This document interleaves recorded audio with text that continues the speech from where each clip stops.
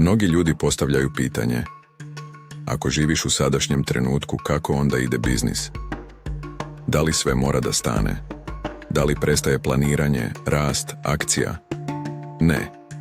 Dešava se suprotno. Kada prestaneš da deluješ iz straha, pritiska i kontrole, biznis ne usporava. On se poravnava sa inteligencijom koja vidi širu sliku od tebe. Biznis tada ide mnogo lakše, brže i tačnije nego što si ikada mogao da zamisliš. Ne zato što si pametniji, već zato što više nisi sam. U sadašnjem trenutku odluke su jasnije, greške kraće, a potezi tačniji. Ne radiš više iz pritiska, već iz usklađenosti sa pravim trenutkom.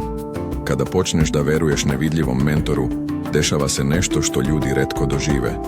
Po prvi put u životu imaš mentora za posao koji tvoj biznis razume bolje od tebe i vidi mnogo širu sliku nego što ti možeš iz svoje pozicije.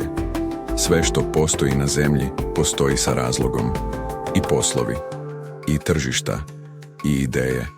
Ako je sve nastalo iz jedne inteligencije, onda i tvoj posao ima svoje mesto u toj slici.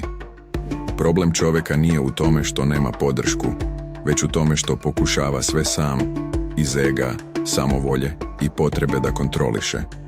Kada to pustiš, shvatiš da se svet ne opire tvom rastu.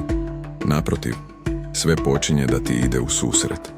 Jer mentor vidi ono što ti ne vidiš, zna ono što ti još ne znaš i voli da ga pitaš i voli da ga slušaš. Tvoj zadatak više nije da izmišljaš put, već da dekodiraš sljedeći korak.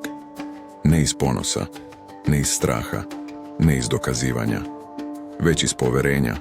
I tada biznis prestaje da bude borba i postaje saradnja sa Bogom, inteligencijom koja zna mnogo više od tebe, a ipak radi za tebe.